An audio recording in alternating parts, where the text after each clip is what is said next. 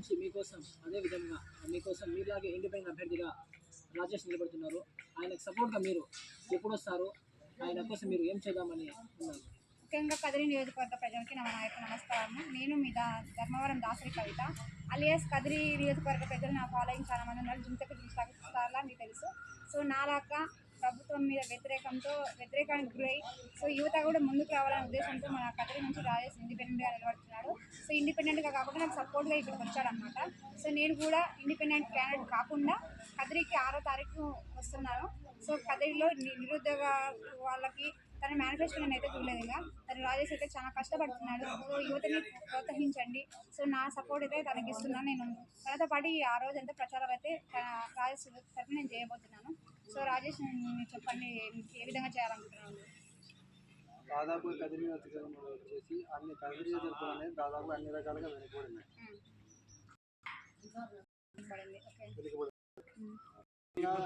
చూస్తున్నట్లయితే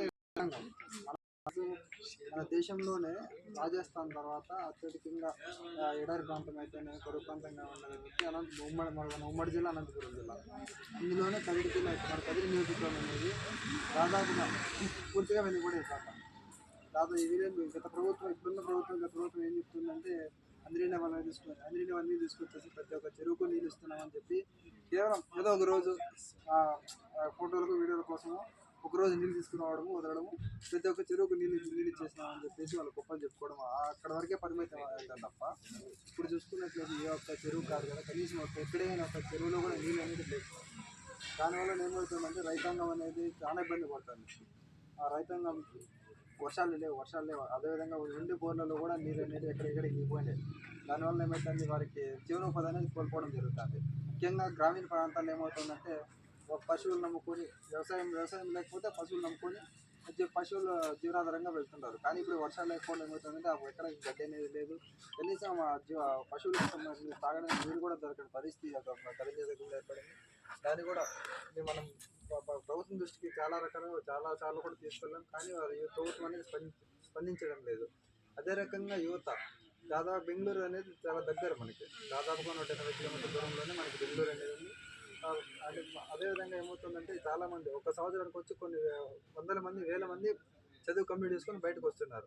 వారు ఏం చేస్తున్నారు, వారికి ఏదైనా ప్రభుత్వం ఏమైనా పరిశ్రమలు ఇక్కడ స్థాపించి వారికి ఏమైనా జీవనోపాధి కల్పిస్తే వారు ఇక్కడే ఉండి వారి కుటుంబంతో కలిసి ఇక్కడే ఉండాలనే ఉద్దేశంతో వాళ్ళు కూడా చాలామంది అట్లా బయటికి వెళ్ళి పని చేసుకోవడం ఇష్టపడిపోయినా కూడా వారి కుటుంబ పరిస్థితులు బట్టి వాళ్ళు బయటికి వెళ్ళి పని చేస్తేనే ఇక్కడ వారి కుటుంబం అనేది గడుస్తుంది. అట్లాంటి పరిస్థితులు మనం ఏం చేస్తున్నామంటే భవిష్యత్తులో మనం అధికారంలోకి వచ్చిన తర్వాత ఈ యొక్క ప్రాంతంలో ఖచ్చితంగా ఒక 3,000 నుంచి 5,000 మందికి జీవనోపాధి కల్పించాలా.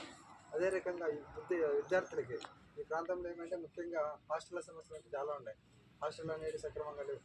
పక్క బిల్డింగ్ లేక ఏదో అడప కొద్దిగా బాడీ దానిలో చూసుకుంటున్నారు తప్ప దానిలో సౌకర్యం లేవు. వాటికి కూడా లక్షల నెల కనీసం ఉంటే కొన్ని లక్షల్లో వాళ్ళకి చెల్లిస్తున్నారు తప్ప దానిలో సౌకర్యాలు లేవు. దాని వాళ్ళకి మనం పక్కాగా భవనాలు కావాలి. అలాగే పులివెందులో అయితే ప్రతి ఒక్క కాలేజీ ఉంది, ఇంజనీరింగ్ కాలేజీ ఉంది, మెడికల్ కాలేజీ, ప్రతి ఒక్కరు కూడా పులివెందు పక్కన. పులివెందులో ఒకటి అబ్జర్వ్ చేయలేదు రాజేష్, ఒకటేంటంటే రాష్ట్రంలోనే పులివెందుల ది గ్రేట్ ప్యారిస్ లాగా చేశాడు జగన్ గారు.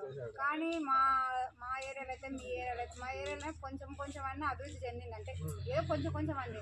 సో కదిరి అయితే చాలా పూర్ అంటే అది ఒక నియోజకవర్గం లాగా లేదు, అది ఒక పల్లెటూరు లాగా ఉందన్నమాట. ఇంతకుముందు అధికారులు ఏం చేస్తున్నారు నాకు అర్థం అదే గుడ్ మార్నింగ్ ప్రోగ్రామ్ పెట్టారు కదా నియోజకవర్గంలో, మరి ఏం చేస్తున్నాడు? ఒక 10 రోజులు మాత్రం పరిమితమైంది. ఆయన కూడా ఇట్లనే భూ కబ్జాలు చేస్తారంటావా?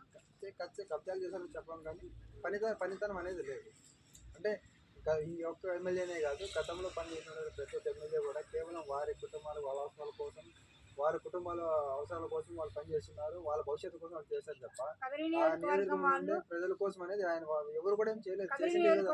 గుర్తుపెట్టుకోవాల్సిన విషయం అంటే కదిరి నియోజకవర్గం అయితే చాలా పూర్గా ఉంది. అంటే అన్ని నియోజకవర్గంలో కంటే వెనకబడి ఉంది కదిరి నియోజకవర్గం. అక్కడ చాలా పల్లెటూరు లాగా ఉంది, నియోజకవర్గం అయినా పల్లెటూరు లాగా ఉంది. సో ఇలాంటి యువతని ఆదరించండి, సపోర్ట్ చేయండి, కదిరిని అభివృద్ధి చేసుకోండి. ఎన్ని రోజులని వాళ్ళ తరాలకి వాళ్ళ తాత వాళ్ళ ముత్తాత వాళ్ళ కొడుకు వాళ్ళకే అవకాశాలు ఇస్తారు. ఇలాంటి యువతకి ఇవ్వండి. ఈ అబ్బాయిని గెలిపిస్తే రేపటి తరాలని కదిరి నుంచి ఇంకా కొంతమంది ఇండిపెండెంట్ క్యాండిడేట్గా అక్కడ కాకుండా మిగతా రాష్ట్రంలో మొత్తంలో చాలా మంది యూత్ వస్తారు. సో ఇది రాజేష్ అయితే మీ ధర్మవరానికి రాజేష్ అయితే కదిరికి ఒక వరం లాంటి వాడు. సో గెలిపించి మీ కదిరిని అభివృద్ధి చేసుకుంటారని నేను కదిరి నియోజకవర్గ ప్రజల్ని కోరుకుంటున్నాను. ఇట్లా మీ దాసరి కవిత.